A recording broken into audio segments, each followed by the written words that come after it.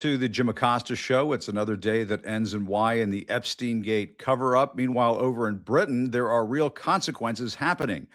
Andrew Mountbatten-Windsor, formerly known as Prince Andrew, was taken into custody by authorities in the UK. We're not seeing so much of that over here in the US. Let's talk about this and more with Tara Setmayer of the Seneca Project. Tara, great to see you as always. I mean, Hi. I woke up this morning and I saw the Prince Andrew news and I said, why ain't we seeing that over here? What do you think? Well, we're not seeing it over here because Donald Trump is all over the Epstein files, and his Yeah. cabinet and people in his orbit are all over the Epstein files in ways that no other administration in any other timeline in the real world would ever get away with. So I wouldn't hold my breath about Trump's government, the government here, doing anything about it. Where we are starting to see some consequences is in the private sector. So at least there's that. But as long as Donald Trump and his henchmen control the Department of Justice, which, by the way, I don't know if you saw, they put up one of those obnoxious banners of his face on the Department of Justice. I saw that. That Yeah. like North Korea dictator thing. They did it at the Department of Labor before too. Now it's over at DOJ, which is just disgusting. But as long as Pam Bondi and Kash Patel and those people are in charge of anything, we're not going to see. I don't think anything coming from our federal government of consequence until we get them out.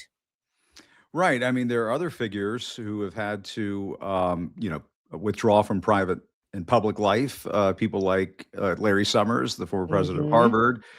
There's Catherine Rumler, I think, is her name. She She's in was big trouble. the former White House counsel for Barack Obama. She's in hot water over at Goldman Sachs.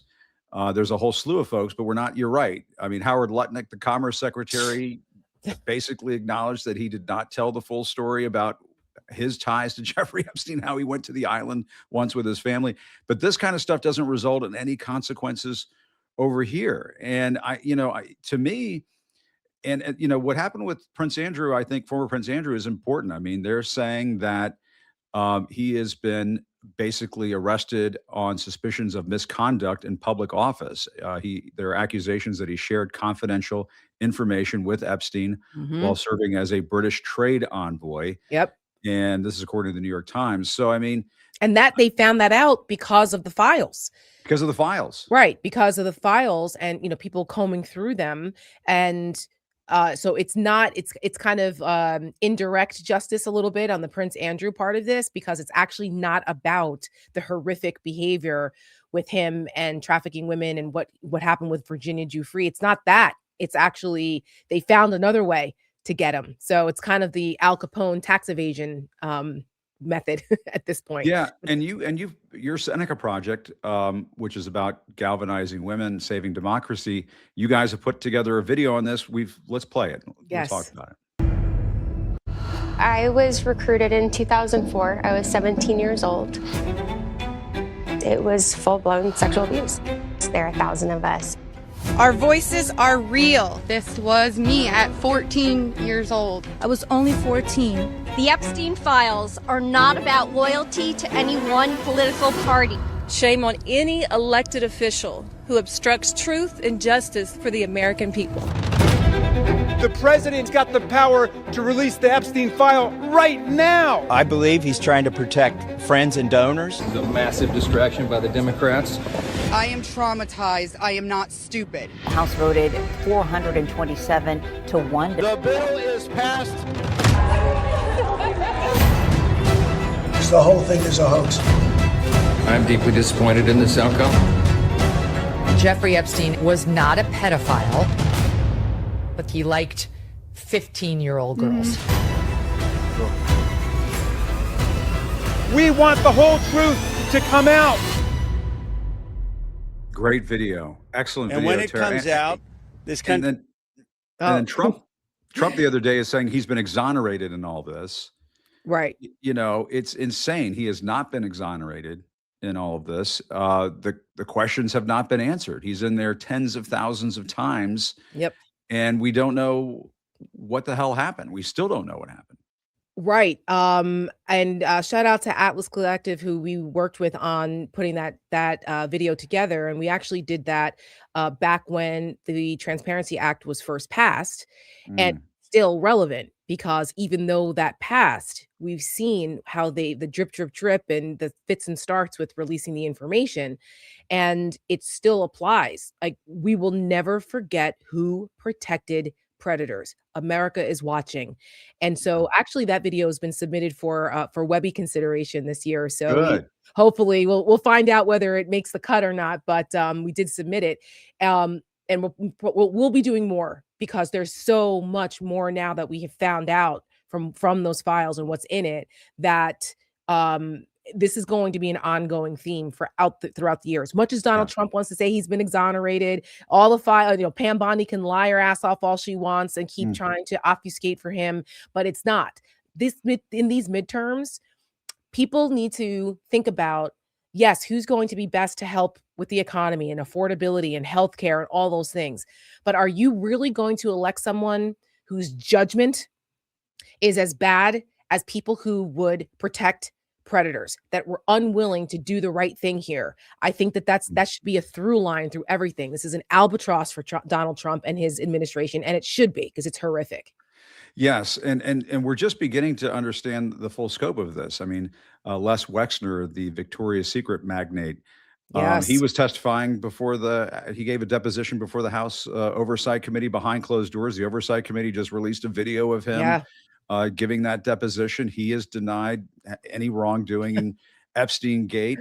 But over at Did you hear Ohio his State excuse? University, they're trying to pull his name off of the buildings over there because he's been a big donor over there. I'm going to be talking about that a little bit later on in the show. Mhm. But I mean, this is just spreading in all different directions. Yes, Yeah. and the tentacles of this are just extensive. It's really quite something. I mean, I think that this is an international cabal of proportions that we have never seen in modern history. I mean, just the layer upon layer upon layer of Epstein's involvement in things, whether we're talking about potential intelligence assets and the Mossad and Russia and, Ghislaine Maxwell and her father and his questionable ties, and then the Whether stuff with Epstein committed suicide. I mean, there's right. that. Like, and did you ever think that we would ever question that? We used to be like, people are crazy with that. I don't Yeah. know. I question if it was some other of these things. I don't know. When There's Julie like, Brown, the leading reporter on the whole yes, thing, questions it, to me, it's a question. You have to keep, it's true. Julie yeah. K. Brown has done intrepid work on this. She really resurrected this story back in 2018 down at the Miami Herald, and Vicky Ward's another, Tara Palmieri now. Like, there are some reporters, all women, by the way, who have done intrepid reporting on this, keeping this relevant, because it's bigger than just, it was women being sexually abused and trafficked. Like, Right. that is horrible, and it should be a serious offense as it is, but it's bigger than that now. And Lex Wexner, can I just say something about this? Sure. Okay, so you and I are friends. You know that my husband and I traveled Of course. to Sicily over my birthday when I turned 50 this year, and for our anniversary back in September. So we were driving all around Sicily and listening to podcasts. We like to listen to like true crime podcasts and business podcasts and stuff, like a lot of other people when you're driving around. So my husband loves fashion. And so we were listening to this podcast. It was a British podcast about Abercrombie and Fitch. And that whole that was another with male models and male trafficking, and like that the head of Abercrombie was a disgusting pig. There's a connection with him and Lex Wexner. Like, Les Wexner was brought up during that podcast about because they're both Ohio-based companies. And I perked up and I went, holy shit. And that podcast was produced a couple years ago. Like, that wasn't now, it was a couple years ago. And it brings up the point of the Epstein class. It's been called the Epstein class, these rich and powerful people who have been able to shut this thing down for years. Yep. And Donald Trump has been part of it. He has been trying to shut this down. He had to be dragged kicking and screaming to this. Yeah. And meanwhile, when he's not being dragged kicking and screaming, he's falling asleep at things. I wanted to show you this. He was at his Board of Peace. They had a Board of Peace thing today. It was Board of Peace, all right. And he was bored of peace. He was falling asleep at the Board of Peace meeting. But I just Implementation wanted, he was of the here's video second here. phase of the Gaza peace plan.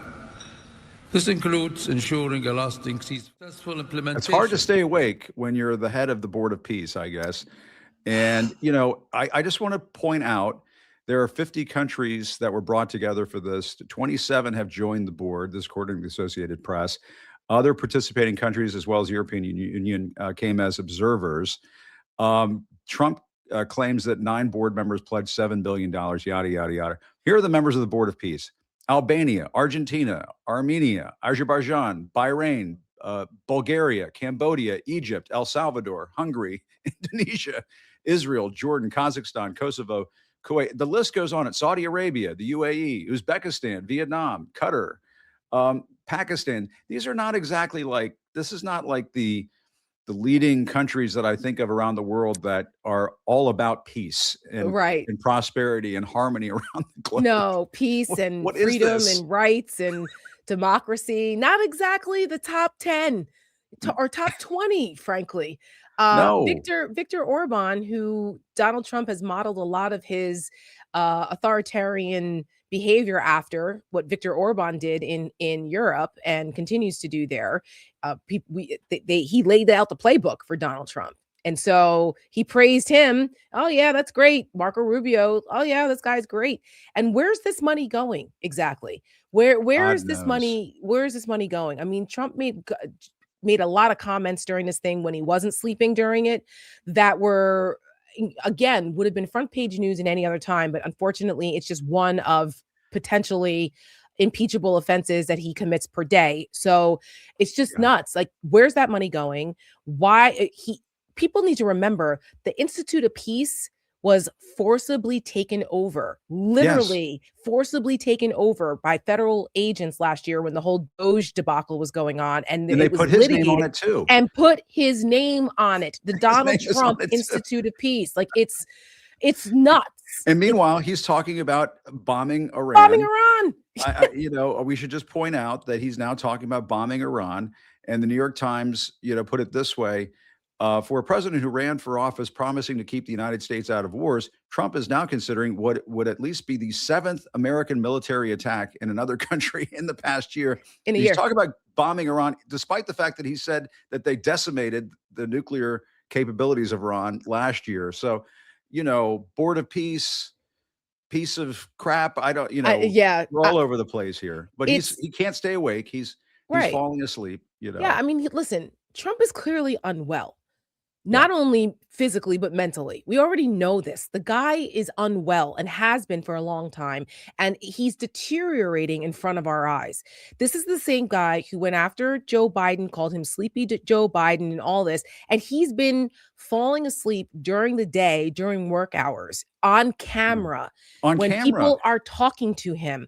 I don't not out there that much. You would think sleep when you're not on camera. Well, he doesn't. Not on camera. Well, he doesn't sleep at night because he's too busy live tweeting or truth socialing random crazy shit all night long, like an insane person. Yeah, no kidding. Which, by the way, did you hear what happened today with Caroline Leavitt? Yeah. Or was that yesterday? When that was yesterday. Yesterday, right? I'm going to talk about that a little bit later too, where they're just laughing about it. Everything he puts on Truth Social is coming directly from the president of the United States. But 2 weeks ago, when the racist monkey gorilla meme was posted about the Obamas, then it was a staffer. We didn't know. We're going to look into it. It was the coffee boy. They're so full of shit. I know. It's like, it's laughable if it weren't so sad. I know it's very true. And then you and I were talking about, he's talking about sending people to Georgia again. I don't know. This sounds ominous. We could play this. It sounds like something that the members of the Board of Peace would do, sending their thugs down to a place where they want to control who's voting. But it's just, I'm really worried about what we're going to see play out over the course of this year, Tara. I think he's desperate. I think he's freaked out about Jeffrey Epstein. I think you're right. He's staying up in the middle of the night and tweeting all kinds of crazy stuff. Mm-hmm. And then during the day, he can't stay awake. No. I mean, it's a hot damn mess. Mm-hmm. And they are so terrified of losing their grip on the Congress that they're strong arming senators like they were strong arming House members of the Epstein files. They're strong arming senators to pass this SAVE Act, to kill the filibuster and pass the SAVE Act so they can gobble up all the voter rolls. You said a lot. You just said a lot there. It's not good. It's not. And this is the thing. Again, this is the Steve Bannon tactic of flooding the zone, right? Yeah. Flood the zone. So it's difficult to keep track of all the ominous shit that they're doing. But they are coming for the elections. We warned about this before. We warned about this in 2024, that this is what they would do if they won again. The last year, they've been planting people inside the Department of Homeland Security who are a bunch of election deniers. There have been stories already written about these people. Like, these are batshit crazy election deniers, people who were involved in trying to overturn the election in 2020 with the fake elector schemes and all of that. There are people currently right now in the Department of Homeland Security working, being paid by taxpayer dollars, working on ways to try to make it more difficult for people to vote or to seize voting machines or whatever the hell dictator fantasy Donald Trump has. Now, the memo that came out earlier this week from DHS that our friend Carol Lenig over at MS Now and her colleagues reported on, this whole thing about sending HSI agents out, to Homeland Security investigations agents out to investigate voter fraud. Arizona is trying to pass a bill to have federal immigration officers, armed officers at the polls. Right. They are looking to do anything they can to try to intimidate and voter suppress. And what happened in Georgia was just the beginning. Our good friend Denver Riggleman wrote a whole chapter in his book, The Breach, about this after he spent time as the technical advisor on the January 6th committee about trying to use, these bullshit claims of foreign interference, which is why Tulsi Gabbard was involved. That's made up. Like, this is, it's insane. So we have to remain diligent. And the other thing that we warned people about that's also coming to fruition that they need to pay attention to is why Georgia? Let's remember in 2021, after January 6th, a bunch of red states started passing these voter suppression laws, and Georgia was everybody focused in on, you can't hand out water to people online and blah, blah. Cookies. Okay, cooking and all that. There was another way more dangerous provision in there, which allows for the state to take over the board, the county board of elections there. Yes. Right. If they vote on it, and the majority of the board, the county commission, the election commission in Fulton County are MAGA Trumpers. They've been planting the seeds for this for years. So we have to remain diligent. That's why, shining a light on all of this and paying attention to it is important. And the SAVE Act too, which used to just be about, you need to have proper documentation to vote. Nobody has a problem with that. But now it's evolved over the years where a driver's license isn't good enough anymore. You have to have a birth certificate and or a passport, which a lot of people don't have. 69 million women who've changed their names if they've gotten married or divorced and kept their, married names. People, it's another voter suppression tactic that I think, as long as the pressure from the American people stays on this, will not pass the Senate. But that, Seneca Project is also getting involved in putting pressure on our senators and making sure people are aware of what this really is. It's not just some voter ID bill. That's bullshit. That's a red herring. Exactly.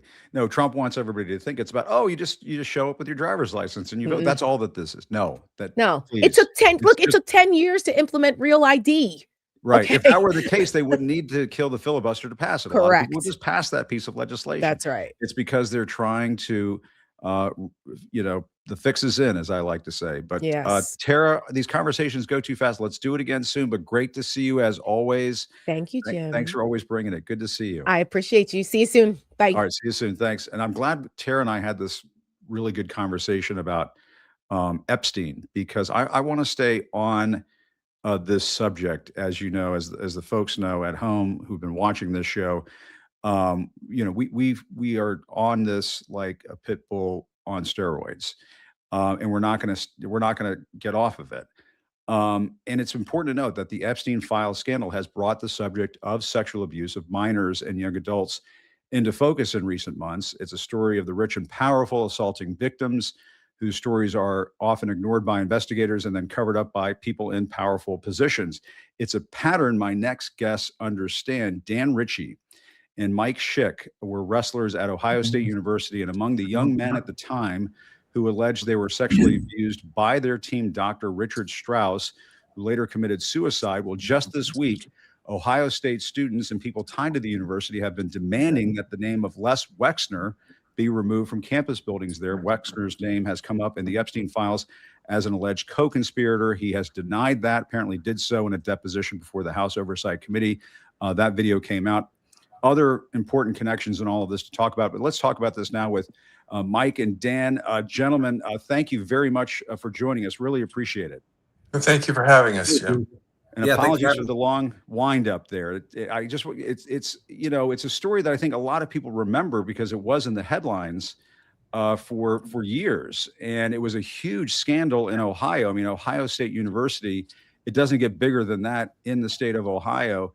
And Dan, I'll just start with you first. I was just watching the HBO documentary on this, which is phenomenal. You're in it, Mike. You're in it, and your thoughts on how this subject has come back to the forefront, and this issue of sexual abuse of young teenagers and young adults, and when you hear about Epstein and the Epstein story, I mean, I don't want to say you can relate, but it's a subject matter you're familiar with, Dan. To some It extent. is. It is. I think and again, I'm just now finding out the connection between Ohio State and Jeffrey Epstein and how deep that whole thing went. Yeah. And I think it talks to a larger the rot that was going on at Ohio State, and how deep it actually went. Now, they are still trying to look into any connection between Dr. Strauss and Wexner. Whether or not they find anything, I honestly don't know. But the scope and depth that this thing has run over the last 8 years is just astounding to me. And the fact that Ohio State continues to downplay it it's aggravating to all of us still involved. Yeah. And Mike, can you talk a little bit about, I watched the documentary, was just blown away. Talk about how difficult it was to come forward, because I've done a lot of Epstein segments, and I've even talked to survivors of Epstein, and it's not like survivors just come forward, all of a sudden one day willingly and say, "Hey, I'd love to tell my story." This is tough. This takes time. This takes guts. Can you talk about that? I to be honest, I wasn't going to come forward. I was a John Doe for several months. Early on, I think in January of 2018, our teammate, Mike DeSabato, the whistleblower, reached out to me and just started talking to me about Dr. Strauss, and asked me one day if he could interview me and tell my story. And so I did, and I didn't really think anything of it. Once that happened, I started talking to some of my teammates and getting their stories, and you could just this has just got to be the tip of the iceberg. And so I went through the next months leading into that July of 2018, and the people that we looked up to, our coaches, the people at Ohio State, they weren't doing anything.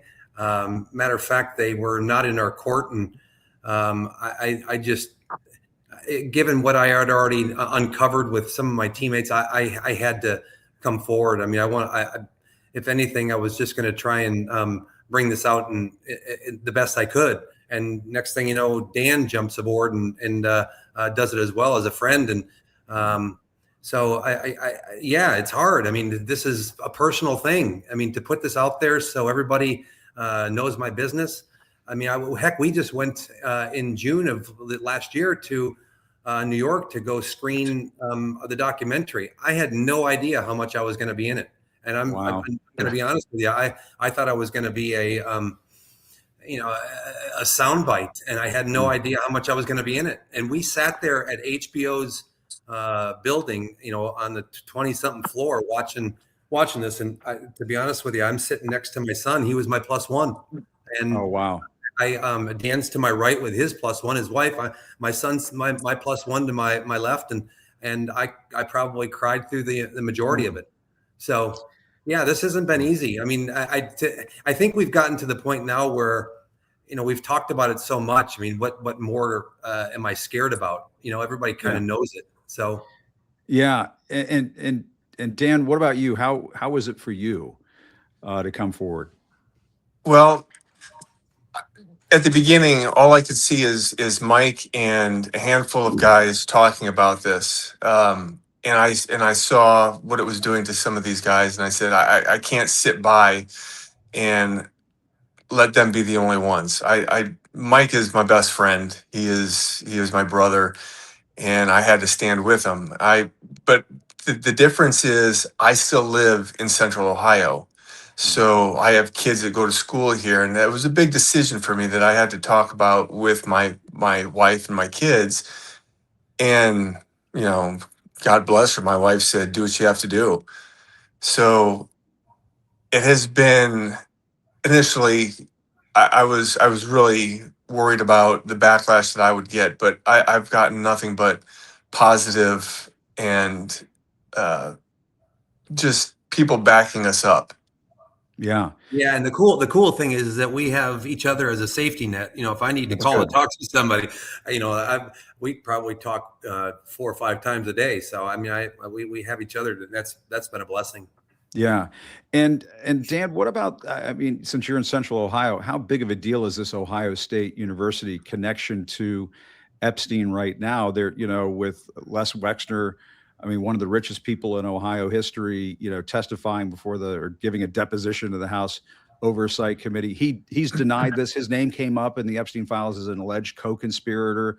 He's denied that. He says that he cut ties. This is his statement. I was naive, foolish, and gullible to put any trust in Jeffrey Epstein. He was a con man.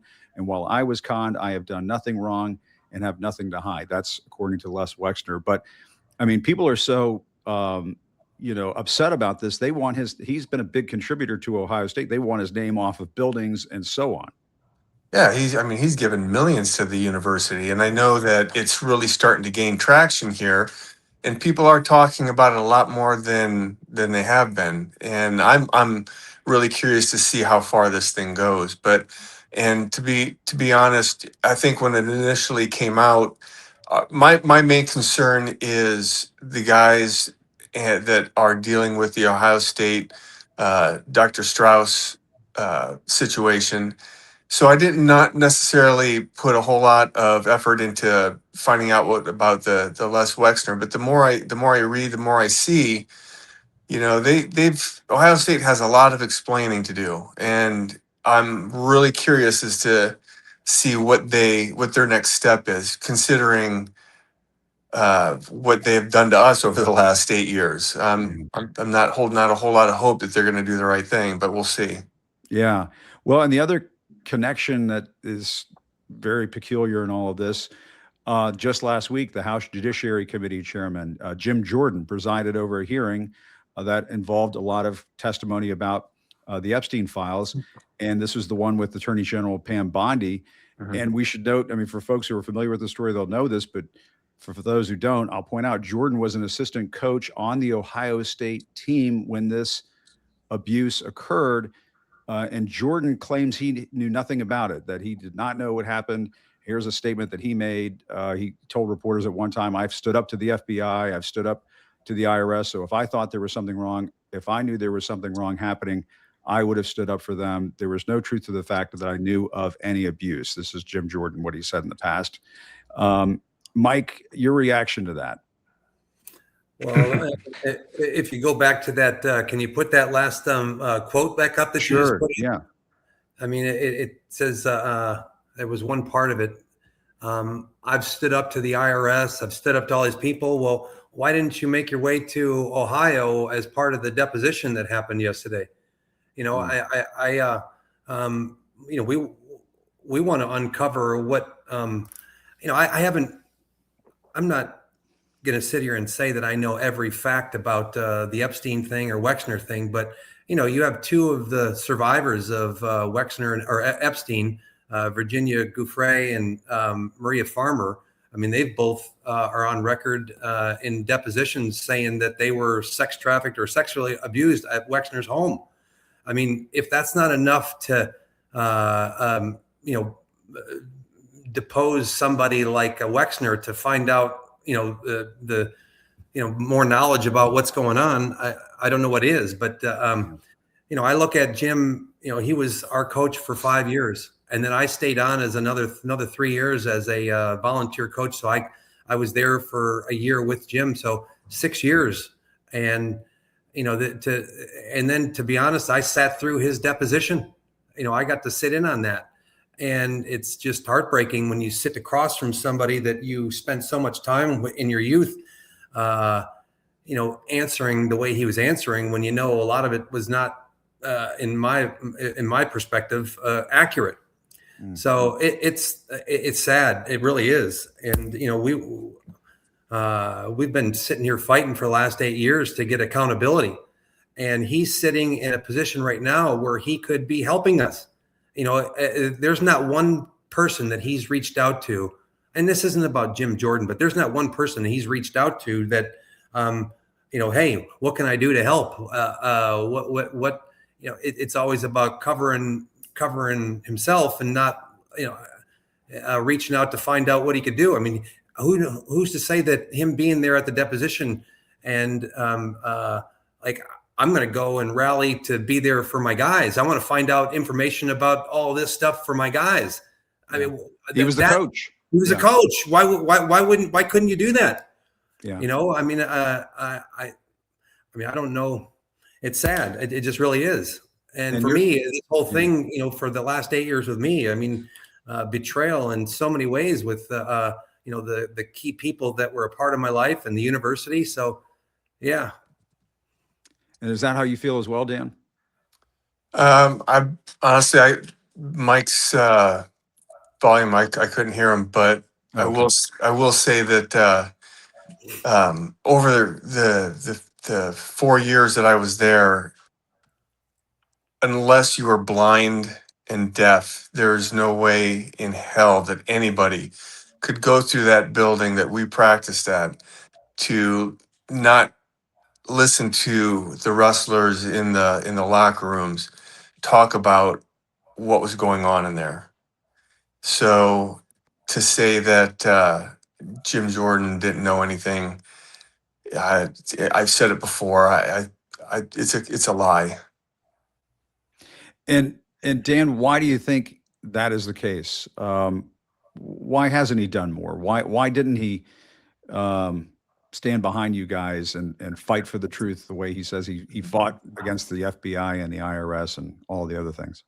Well, to be honest with you, I think initially this was way back when he was considered for Speaker of the House. And I think any kind of scandal or hint at a scandal or any kind of black mark on him, he might have thought that would cost him that position.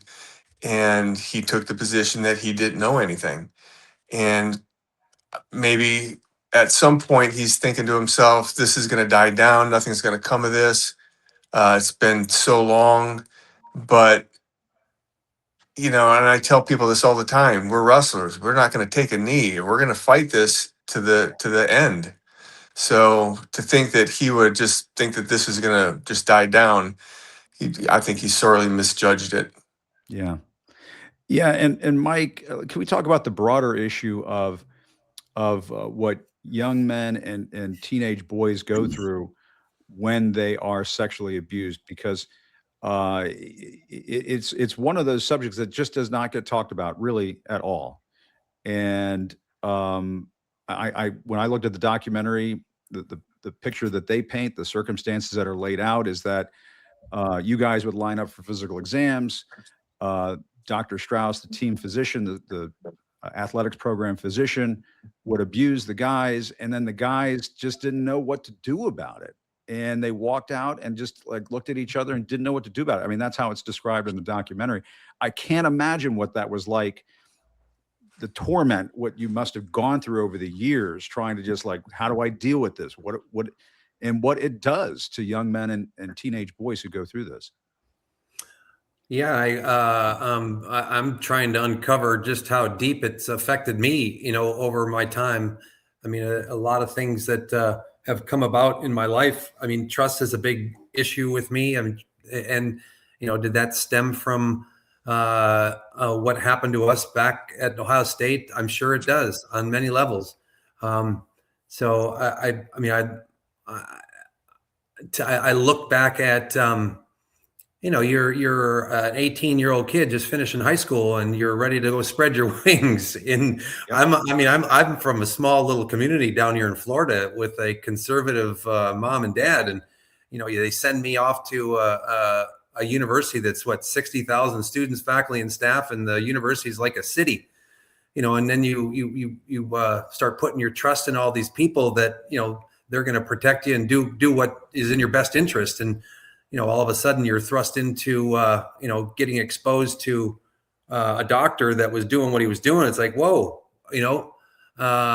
and you kind of. I'm in my 50s now, so I have a little bit more wits about me to kind of look back on how I operated. But as an 18-year-old kid back in the the 80s, it's a little different than what we are dealing with today. I mean, you got so much social media stuff. I mean, we didn't have that. I mean, we didn't know about stuff, and so I was learning as I was going. I got put into an environment that. I was as naive to the world as anybody could be. And there was no internet where you could go and say, let me research this. Yeah. I had maybe 20 Encyclopedia Britannicas to do my homework. I didn't have the internet. I didn't have any of that. And so, you get put in a position where, and I was on a full scholarship. Dan was on a full scholarship. We ended up, we just get in line, do what you're told. And I'm no different than anybody else. If people don't realize this already, but there's 17 different sports and hundreds and hundreds of other athletes. We all ended up kind of operating in the same fashion. I mean, it was. I mean, so it wasn't out of what I did wasn't out of the ordinary. I mean, the way I handled it. I mean, we all kind of we didn't want to be that guy that was going to sit there and talk about it, but we teased about it, and it's just what we did in the locker room. Yeah. And we were in a locker room that was just so small, and you got 35, 40 of us in there, and we were all in a fishbowl, and we all knew our stuff. Everybody knew everybody's stuff. So, to deal with it like we dealt with, it was just normal, Yeah. Yeah, and Dan, Mike talking about how big of a deal Ohio State University was back in those days, 60,000 students in the 80s. I mean, that is a big place. And I mean, I've been to Ohio lots of times for my reporting, and it's the king of Ohio. I mean, there's just no way around it. And I just can't imagine going up against an institution like that. I mean, I did see that, was it back in 2019, the president of Ohio State did step down as a result of this scandal. But I mean, it sounds like this took years and years and years of trying to get the truth out. Yeah. To put it in context, it's about twice the size of the town that I grew up in. So when you have some Midwest kid coming to a university like this, it's very, very intimidating. And I think being put in the position that we were with Dr. Strauss, like you said, you go into these situations like, I don't even know what just happened. You walk out of there, and you look at it from the time it starts till the time that you make a decision or I made a decision to leave the team. It just kept getting worse, gradually worse and worse and worse, and to the point where like I can't do this anymore. And you put all your dreams, all your desires in the back burner just to save your own sanity. And when you don't have the support, or the support that you think you should have from your coaches, whether it's Jordan or Hellickson or anybody else, you feel like you're out on an island all by yourself. And you have your buddies. And look, when we were dealing with this, the best way that we figured out that we could deal with it we make jokes about it to each other, but deep down you're thinking this isn't right. Yeah. And you just try to keep moving forward and, worry about the next time you have to go see Dr. Strauss about something. Yeah. But we're doing that in the midst of, we're at a Division I school trying to work our way to be a national champion. I mean, that's what we went to school for, I mean, to try to navigate that while you're trying to, chase your dreams. It's like, it ain't easy. Yeah. Well, I will say, while you were both speaking, a subscriber comment, we put that up just a few moments ago, saying that young men need role models like you, both you, Dan, and you, Mike. So what you're doing now, I mean, maybe your coaches weren't the best role models for you when you needed them, but it sounds like from what we're hearing from our audience, I think that that's a potential thing that you can do, in showing leadership to young men coming up in sports today, because I'm sure it's an issue that's still a problem in sports. I have to think it's a problem in collegiate sports today. Yeah. Well, I'm a coach. I'm a coach down here in Florida. I've been a coach for a while now. And, if you watch the end of the documentary, they have me in the wrestling room with my athletes, and they talk about, I had when I took over the job, I ended up putting the word integrity up on the wall. And it meant everything to me. I mean, my dad preached it to me. To be honest with you, Coach Hellickson preached it to me, and it was important. So I put that on my wall. But it's like, that was a big reason why I ended up coming forward, because there were so many people that they were lacking in that department. But you sit there and try to influence kids in a way that is going to do better. If that makes sense. Absolutely. Any final thoughts from you, Dan? We've been doing this battle for about 8 years now. And one thing that Mike had said in the documentary, if they want to go 5 more years, we'll go 5 more years. We've been tested again and again with this. And I don't think there's many of us who are going to, like I said before, take a knee to it. So we're in it for the long haul, regardless of what happens. Yeah. Well, guys, I'm impressed, and I think the leadership you're showing and taking this on is gutsy, and really appreciate you taking the time for us. It's very relevant now, for sure. I mean, this is a subject that is now in everybody's faces, and it's really important that you did this today. So thank you so much. Really appreciate it. Dan Ritchie and Michael Schick. Guys, great having you on. Thank you so much. Thank you, Jim. Appreciate it.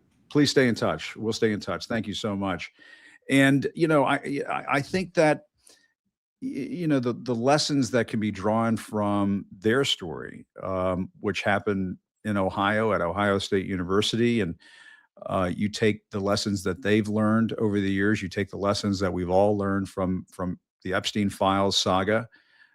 It is about people in power, people who are supposed to be in leadership positions, acting responsibly, responding to horrific abuses, and doing it in a responsible way. And the pattern that it seems to me that I'm seeing and listening to those two gentlemen, and after covering the Epstein files for as long as we have, is that it takes a lot of guts. It takes a lot of courage on the part of survivors to come forward and insist on accountability.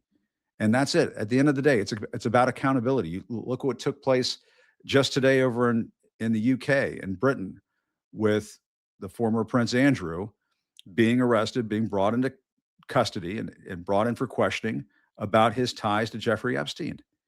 And I think the question has to be asked: why is there no accountability here in the United States? There's no sense of accountability. There's no sense that justice is coming. It may be a long fight, a long struggle, like the conversation we just had a few moments ago. It takes years, but it has taken way too long for the victims of Jeffrey Epstein and Ghislaine Maxwell to get any sense of accountability and justice. They're just fighting to get the truth out at this point. And to me, it's one of the reasons why Donald Trump is running scared right now. It's one of the reasons why he's throwing out distraction after distraction. He's now talking about bombing Iran. He's got this cockamamie board of peace that's composed of countries that are pretty much not about peace. I think that's safe to say. And, I think one of the reasons why we saw the crazy racist tweet from Donald Trump a couple of weeks ago was probably yet another distraction. He wants to distract his base with these crazy conspiracy theories about election fraud that have never been proven. And he obviously likes to chum the waters with a lot of race baiting. He has done this over the years, over and over again. Let's talk about this with Tommy Christopher from Mediaite. Our old friend Tommy is here. And Tommy, great to see you as always, man. The subject of the racist tweet came up in the press briefing at the White House, our old stomping grounds, and it was not one of the finer moments over there. Yeah, I've been writing about this all day and thinking about it. And I really did want to get sort of your take on this because, by the way, I blew it. I was trying to make a joke about today's my birthday. Happy birthday. So Chiron, I put 57 days. I don't know how. That's all right. So don't put my age. Here's up. the thing. Yeah, I know, right? Yeah. I would be. So here's the, when I saw this happen yesterday, you were the first person I thought of because, Jim and I we both sat in that room, and we both know the people that are in that room, and things have changed a lot. And so I immediately thought of you when I saw this. I don't know. I think you saw the clip. Let's show the clip.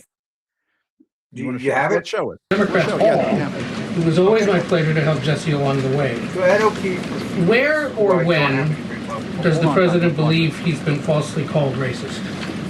You're kidding, right? No. I will pull you plethora of examples. I'm going to get my team in that room to start going through the internet of radical Democrats throughout the years, Ed, who have accused this president falsely of being a racist. And I'm sure there's many people in this room and on network television across the country who have accused him of the same. In fact, I know that because I've seen it with my own eyes. And the president very much looks forward to having an event later this afternoon at 3 p.m. to celebrate Black History Month and to talk about how his policies are advancing opportunity and prosperity for all.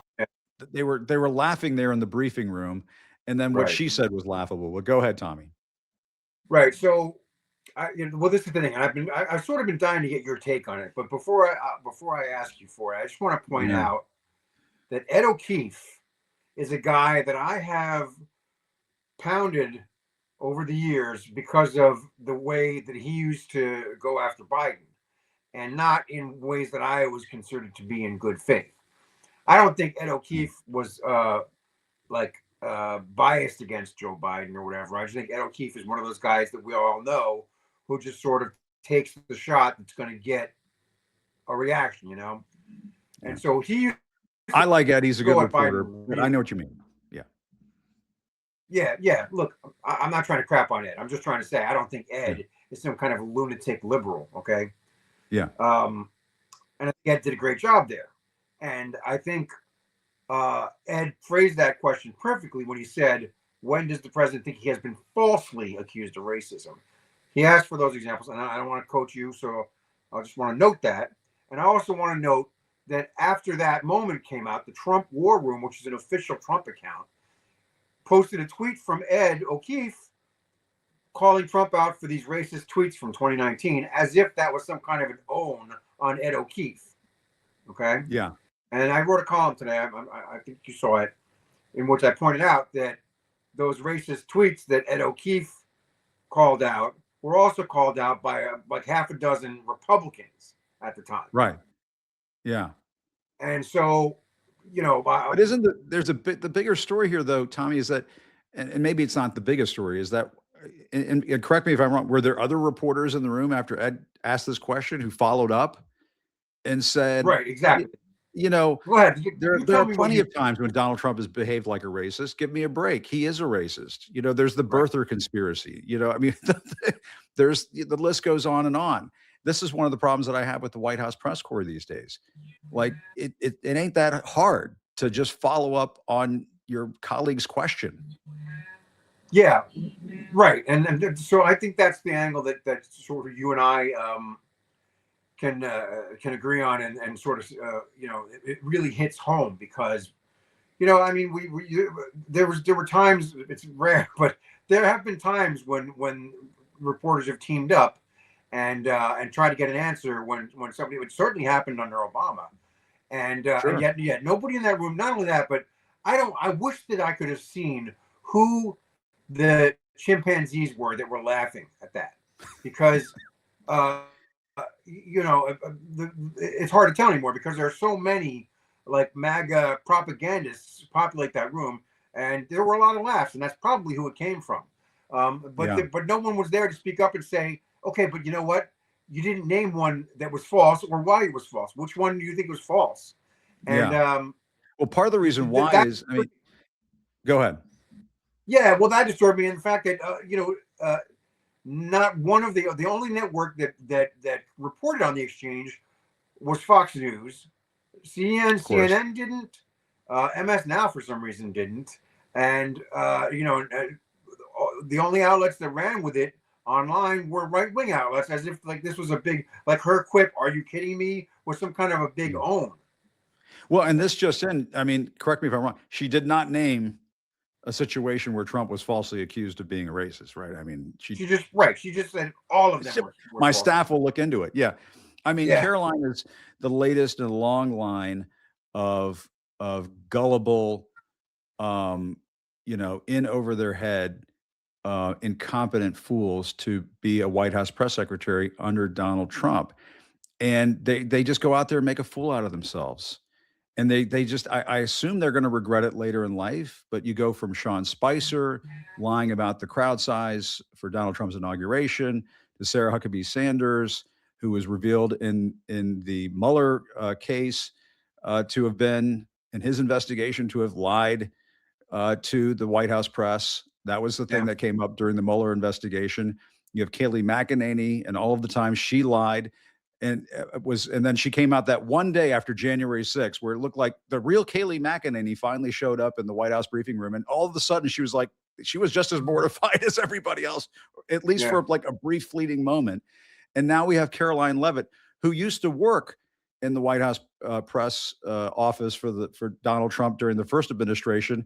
And I think her claim to fame at that time was that at one point she insulted Leslie Stahl or something and said, well, how, you know, who's Leslie Stahl or something like that. And all of us in the White House press corps are like, okay, well, that just tells you everything you need to know about Caroline Leavitt. She has no idea what she's talking about. She doesn't know anything about Leslie Stahl. Get out of here. And I mean, it just seems to me, Tommy, what we have right now is we have a White House press corps that is not really functioning at the moment. There are individual reporters in there who do a really nice job, but the White House Correspondents Association doesn't do enough to stand up for reporters when they're abused by Donald Trump. And I'm sorry, it's just ripe for the taking. Like, Caroline, what about the birther thing? Yeah. Wasn't that racist? And just go through all of them. There have been calling Mexican immigrants rapists and criminals. And I mean, you know, saying he wants a Muslim ban. I mean, I mean, you could have like a field day with this. And to me, it just seems like they have been ground down to the point the White House press outlets in Washington have just been beaten down to the point where they've just raised the white flag. And it's totally I'll tell you what, you know, and I hate them.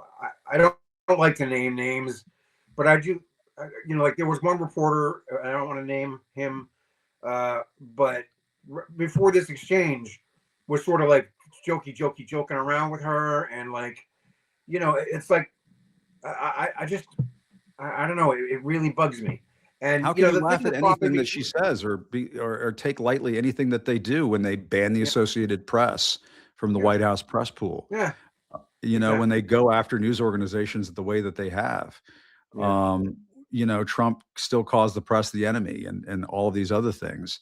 To me, you have to treat him for who he is. He is a racist, authoritarian, wannabe dictator. And you have to walk into that White House press room every day with that in mind, because that's who he is. And the country's in a lot of trouble. And we're counting on them to hold their feet to the fire. That's why you're there. That's your job. That's it.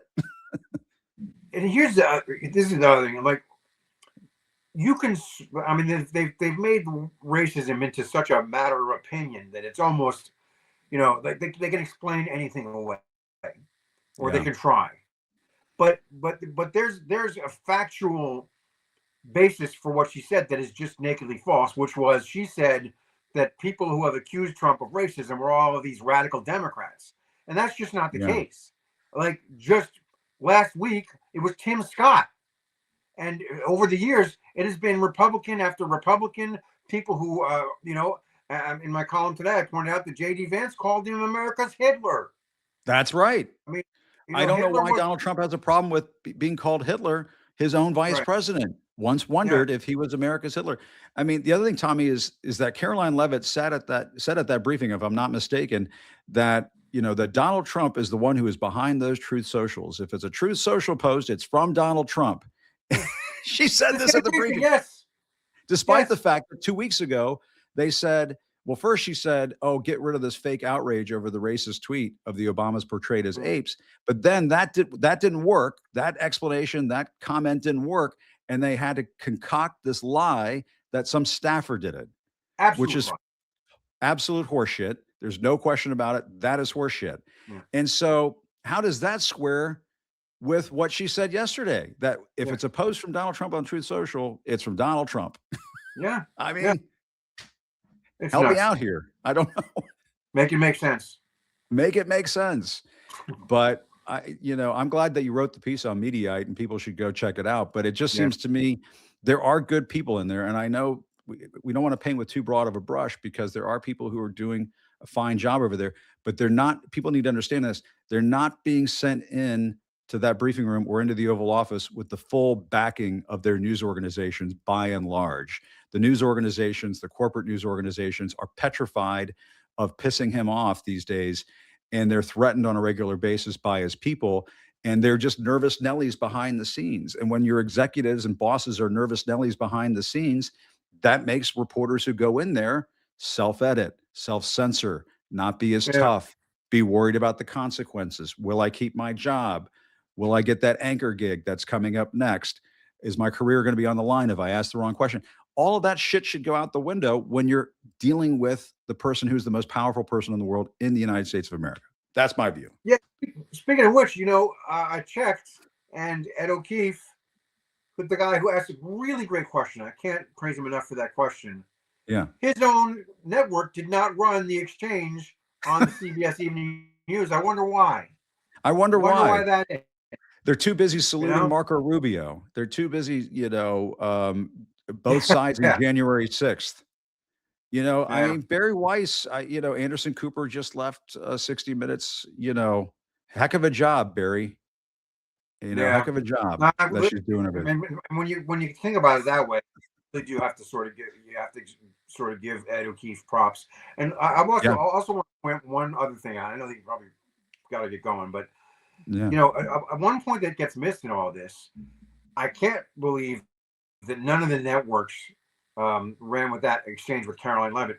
But the fact is that the question that Ed asked, the excellent question that Ed asked, was based on this Truth Social post that Trump made about Jesse Jackson that was just like berserk and crazy and nuts. And if any other president had done a statement like that, it would have been, like a 2-week story, and then he would have been talking 25th Amendment. And his statement about Jesse Jackson was disgusting.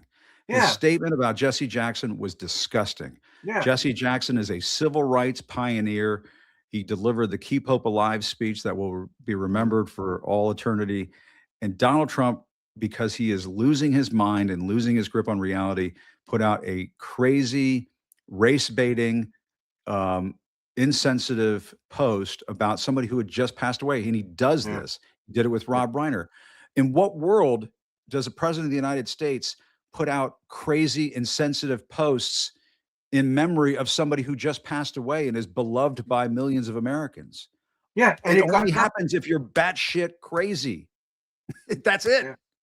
Yeah, and that's the thing, and it got nothing, and it's like everybody's just getting used to it now. Everybody's whistling past the graveyard. Yeah. Everybody's whistling past the graveyard and just hoping and praying that we can just all fucking get through this. Mm-hmm. And it ain't a good bet, ladies and gentlemen. It ain't a good bet. You better.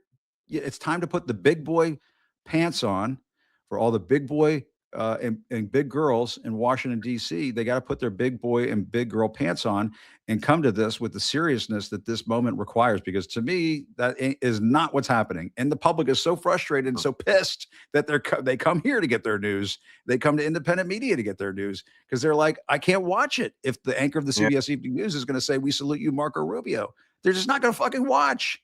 Wake the fuck up. Well, you know what? We got to get you back in there, Jim. Well, I've thought about it. That day pass. I don't want to blow up the whole world, but I'm not sure I'll get in there. But Tommy, great to see you, man. Great to see you too, Jim. Thanks for having me on. Feliz cumpleaños. Feliz cumpleaños. Good to see you. Thank you. Thanks a lot. Yeah, good to see you, man. Thanks. I can't go without showing this. Speaking of batshit crazy presidential things, they put his fucking mural up on the Department of Justice. I wanted to show this before we go. Insane dictator shit, as one of my producers put it.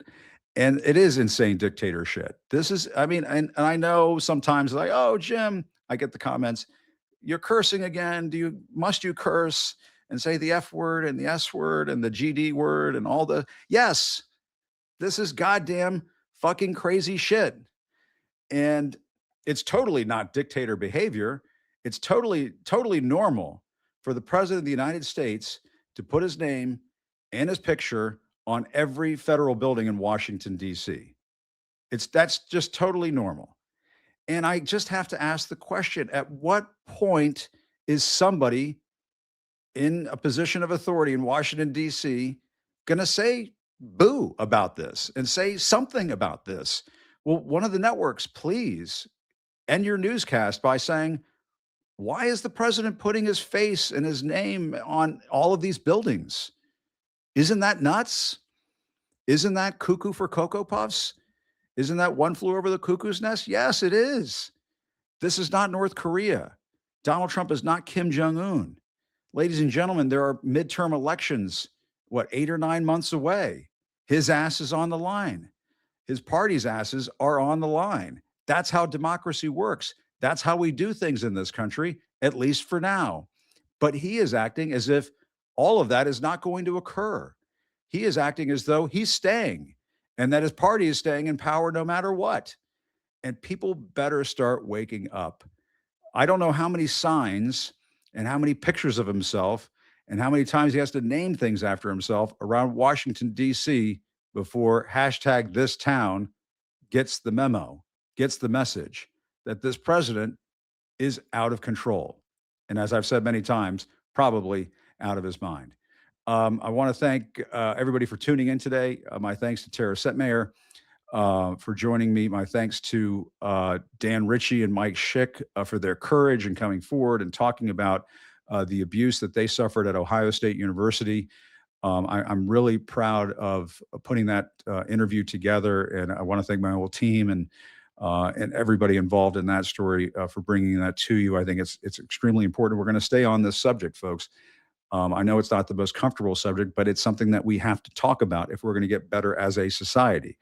And my thanks, as always, to my fellow prankster, Tommy Christopher. He always gets me riled up, and he did it yet again. But it's his birthday, so he deserves it. And my thanks to all of you for watching. Independent Media Matters. Make sure you like, subscribe, share, all of the things. It matters. It helps us. It keeps the lights on, keeps this thing going. Do you really just want to be left with corporate media? Do you really just want to be left with legacy media and all of the things that they're doing right now? Or should we have some independent voices out there? It seems to be that might make a difference. But in the meantime, still reporting from Washington, I'm Jim Acosta. I'll see you next time.